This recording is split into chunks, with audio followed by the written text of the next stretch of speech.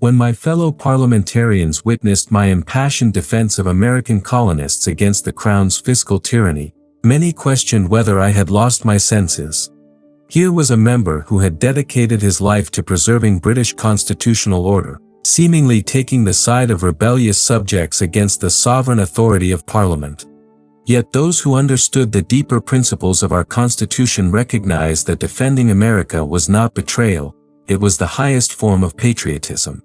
The crisis revealed a fundamental truth: tyranny destroys the very foundations it claims to protect.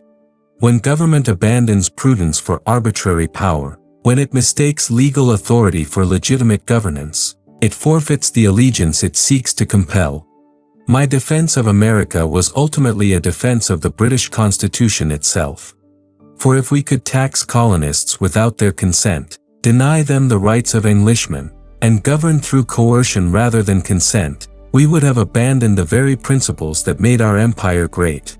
Today, as Americans face their own constitutional challenges, the lessons of this struggle remain as vital as ever. Liberty preserved through constitutional restraint will always triumph over power wielded without prudential limits. Chapter 1: The Constitutional Foundation of American Rights. The American question was never merely about taxation, it was about the fundamental nature of constitutional government itself. During my decades in Parliament, I witnessed how easily lawmakers could mistake the formal power to enact legislation for the moral authority to govern justly. When Parliament claimed the right to tax Americans without their representation, it revealed a dangerous misunderstanding of our own constitutional traditions.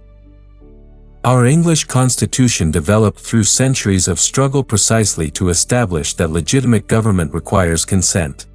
The principle that taxation without representation constitutes tyranny was not an American innovation, it was the bedrock of our own liberties, won through the sacrifices of our ancestors against arbitrary royal power. The Magna Carta, the Petition of Right, the struggles against ship money, all established that no free people could be compelled to surrender their property without their explicit consent through their chosen representatives.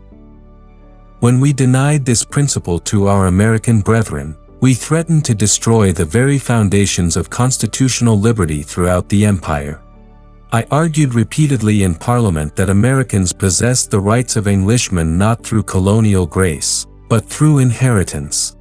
They had carried our constitutional traditions across the Atlantic, establishing assemblies that reflected the same principles of consent and representation that govern our own House of Commons.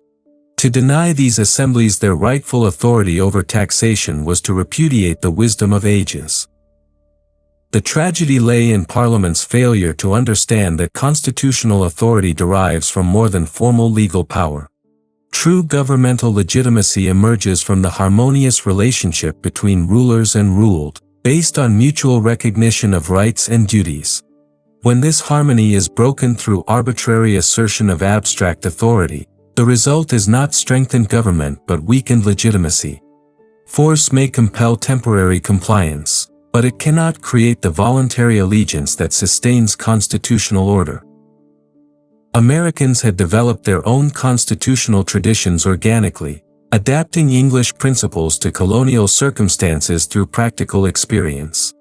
Their assemblies represented genuine constitutional development, not revolutionary innovation. These institutions had evolved through decades of practical governance, creating the organic relationships between representatives and constituents that make constitutional government effective.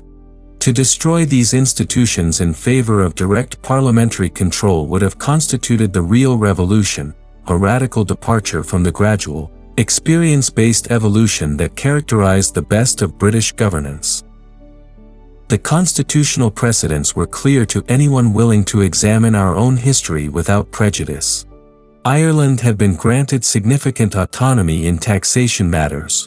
Scotland maintained distinct legal and governmental institutions even after union, and our various trading companies exercised extensive self-governance. The principle of allowing local institutions to flourish within the broader constitutional framework was not American heresy, it was British constitutional wisdom applied consistently.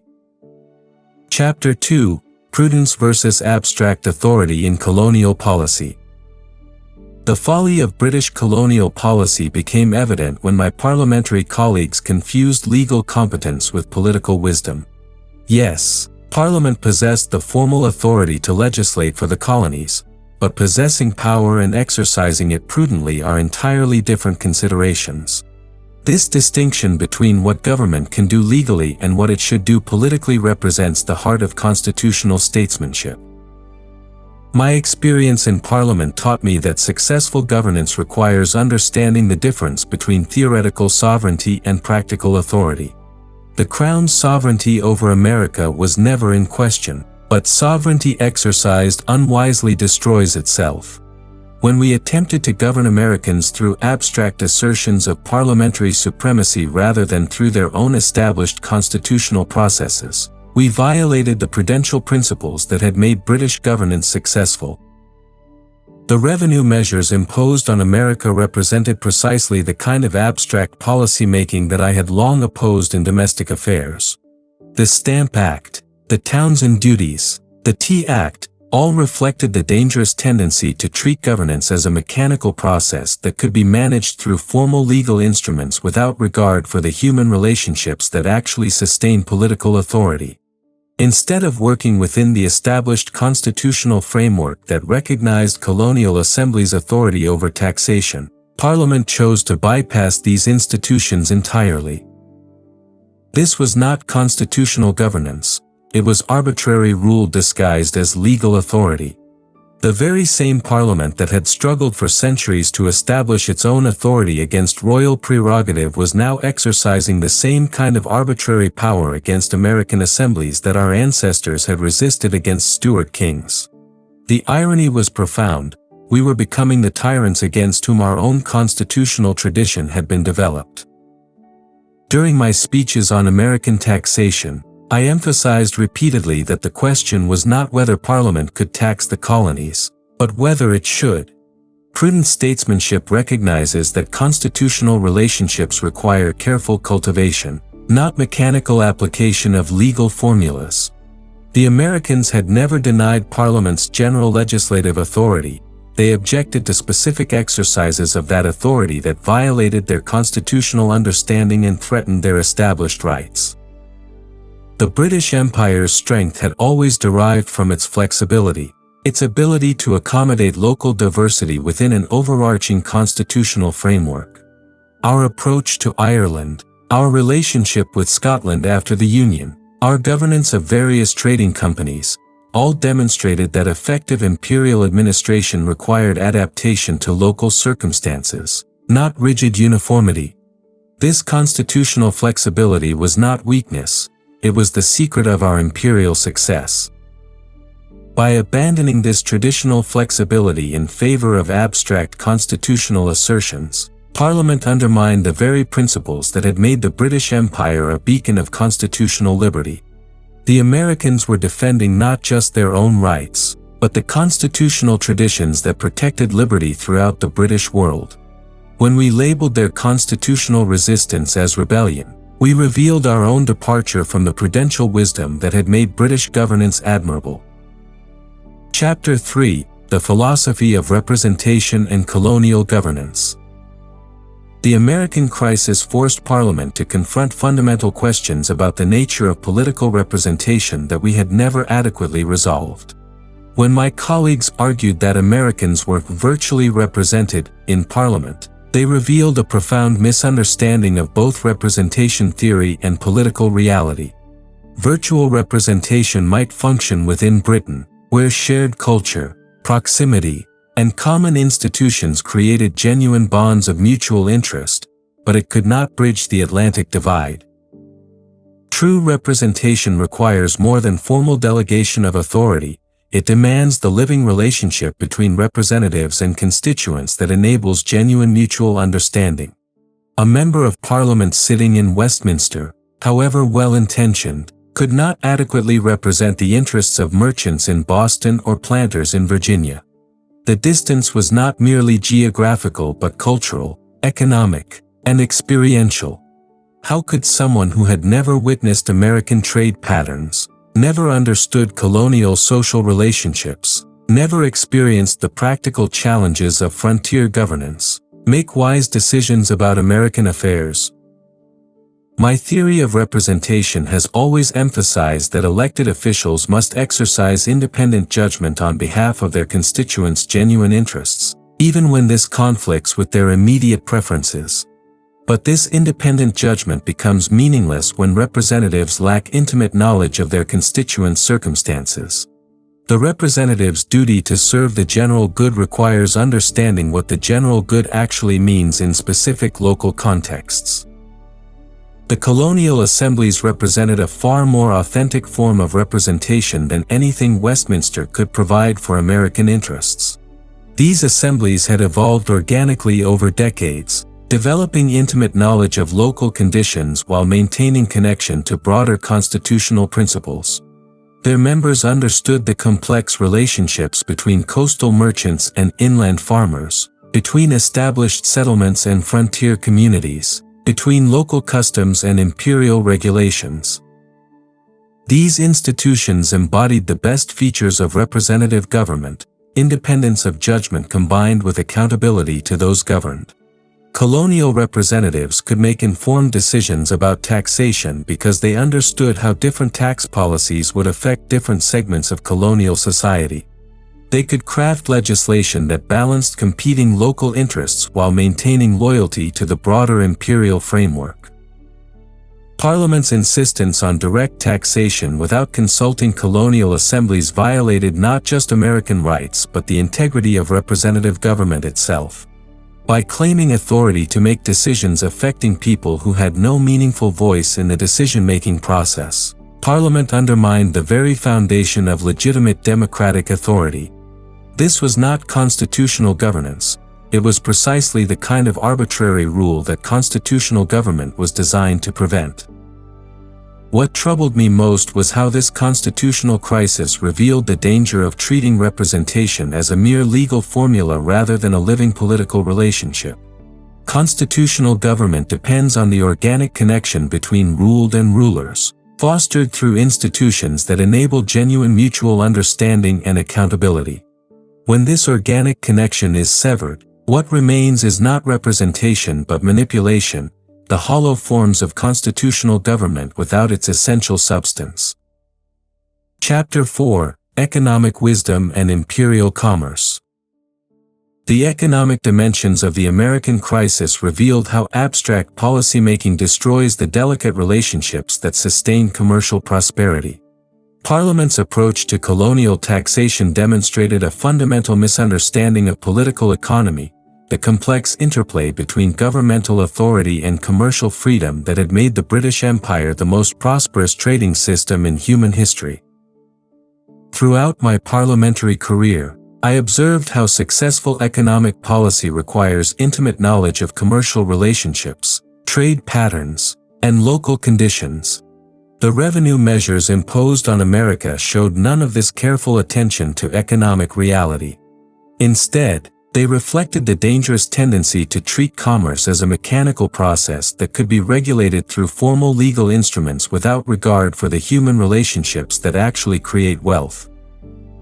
The colonial economy had developed through decades of practical adaptation, creating trading relationships and commercial institutions perfectly suited to American circumstances.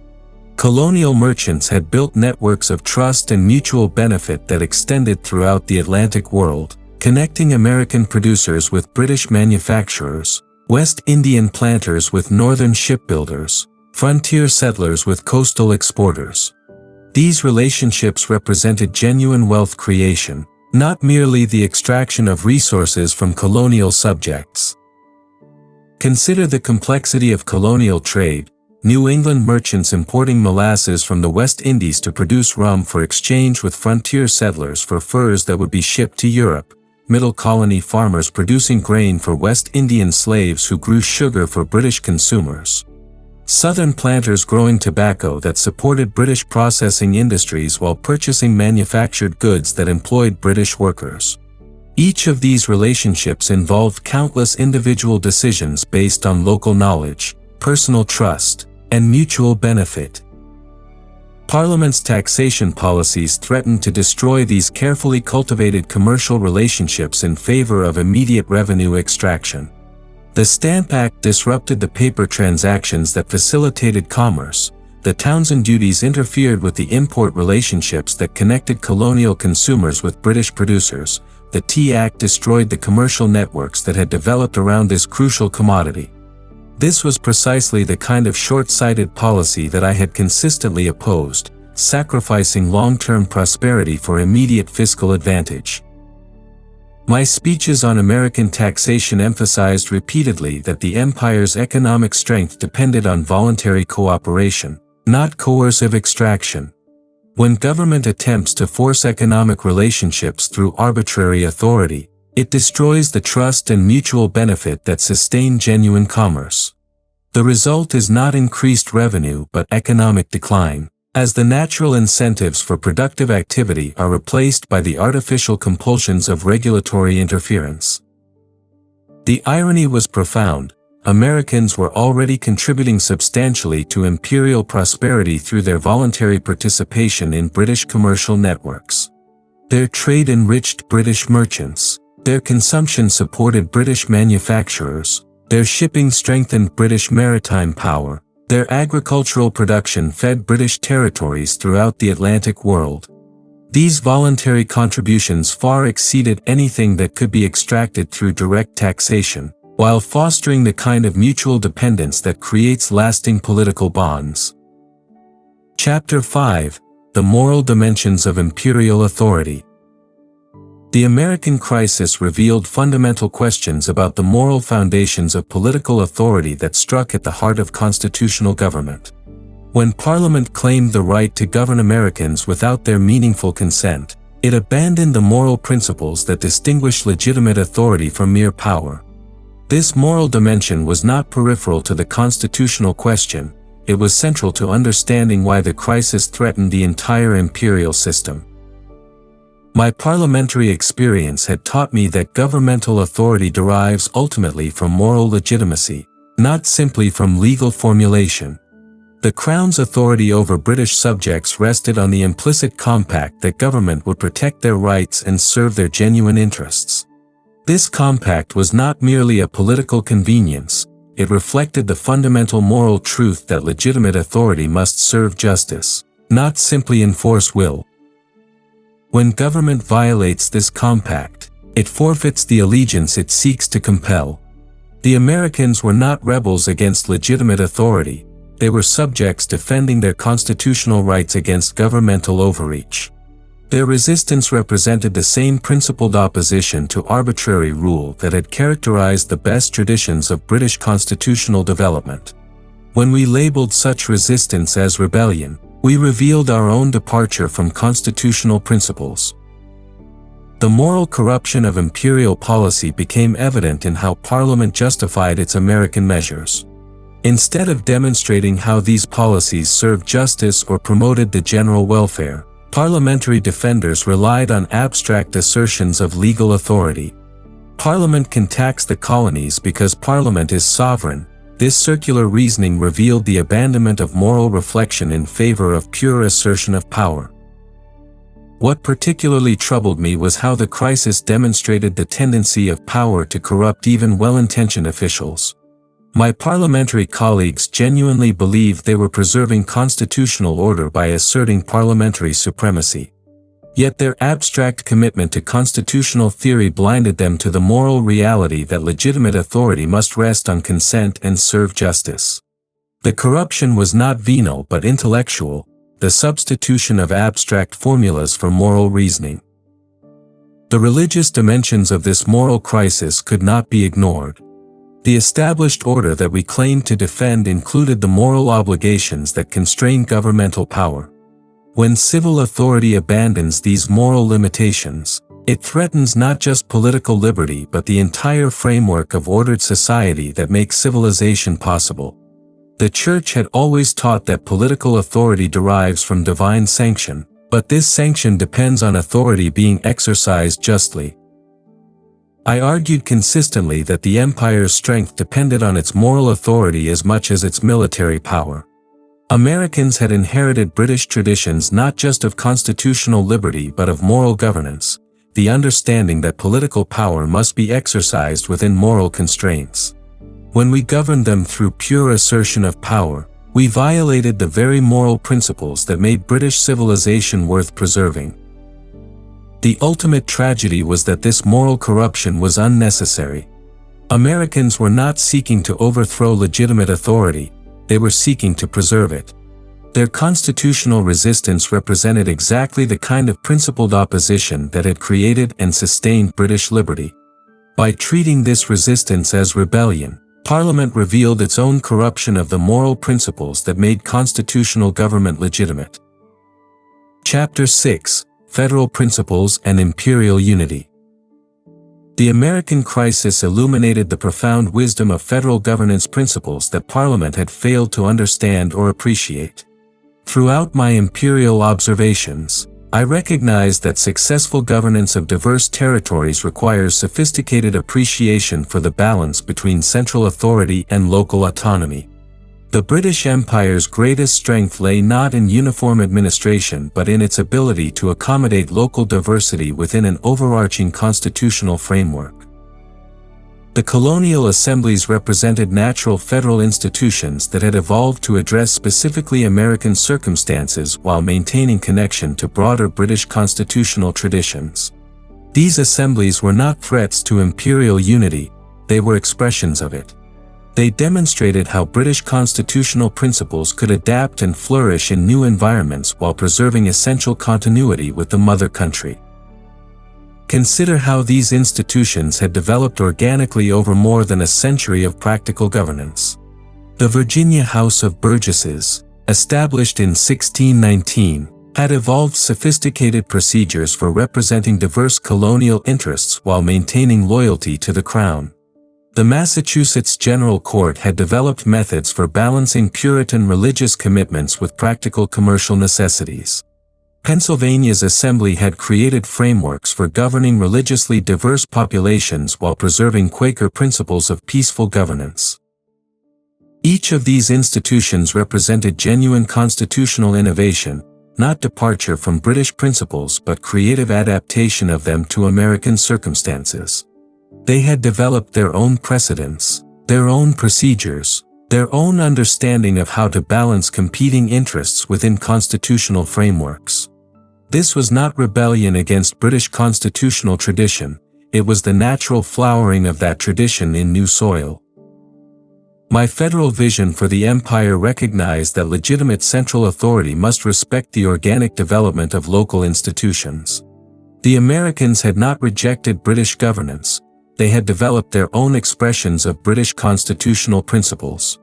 To destroy these local institutions in favor of direct parliamentary control would have constituted the real revolution, a radical departure from the flexible governance that had made the empire successful.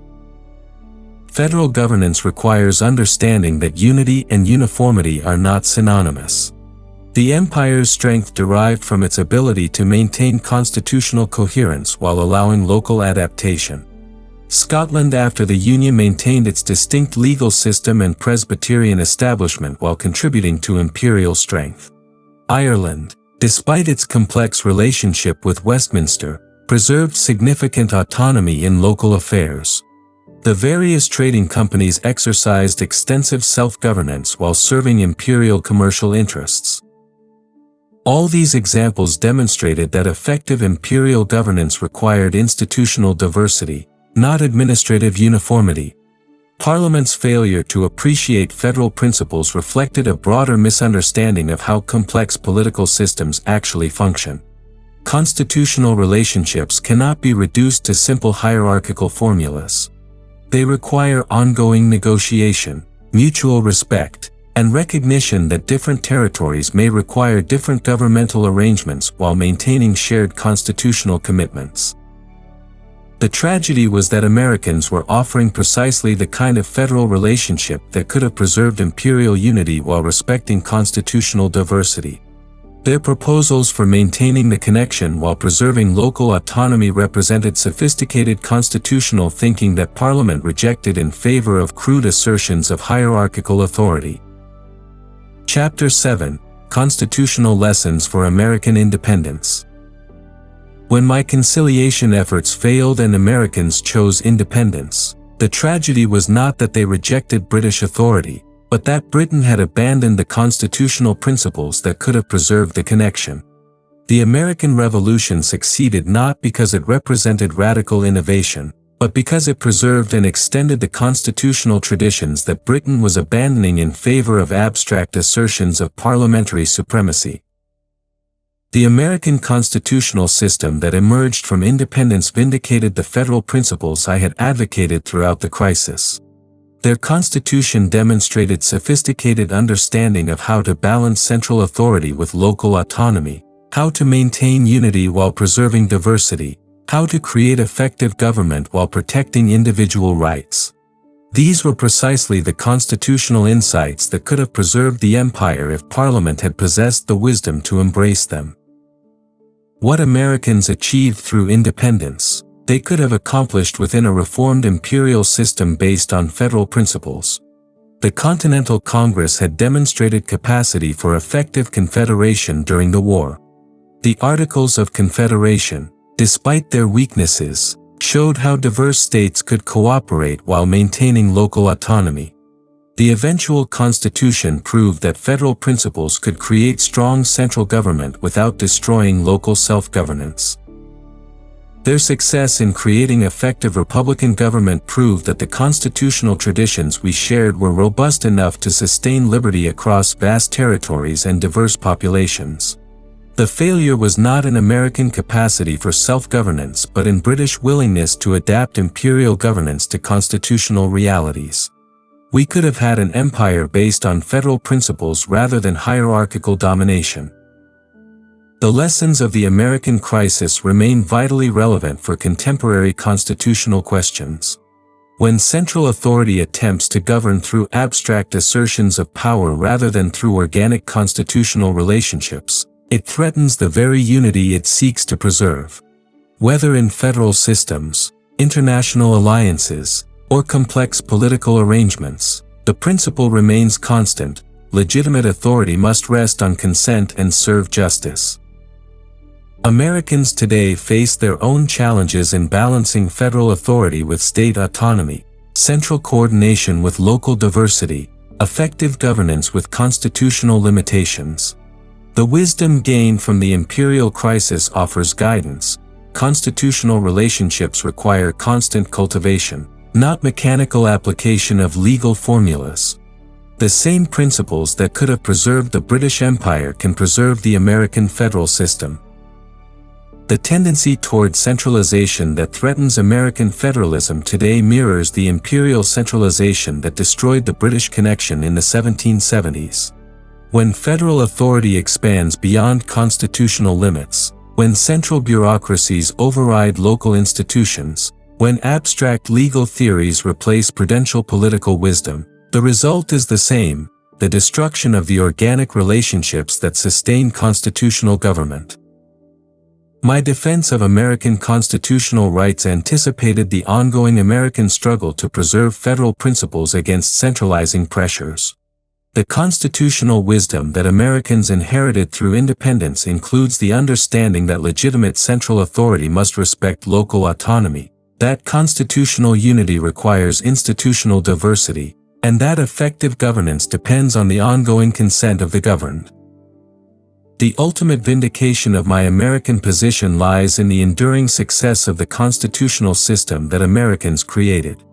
Their federal republic has demonstrated the practical wisdom of the principles I advocated during the imperial crisis: that legitimate authority must respect local autonomy, that constitutional unity requires institutional diversity, and that effective governance depends on the ongoing consent of the governed rather than abstract assertions of legal supremacy. Conclusion. The American crisis taught me that defending constitutional principles sometimes requires opposing the very institutions we seek to preserve. When Parliament abandoned the prudential governance that had made British liberty the envy of nations, defending America became defending the Constitution itself. The tragedy was not American independence but British blindness to constitutional wisdom. Parliament possessed the legal authority to tax America, but it lacked the moral authority to do so without consent. Today's Americans inherit both the burden and the blessing of that independence, the opportunity to preserve through their own constitutional vigilance the principles of ordered liberty that transcend any particular political arrangement.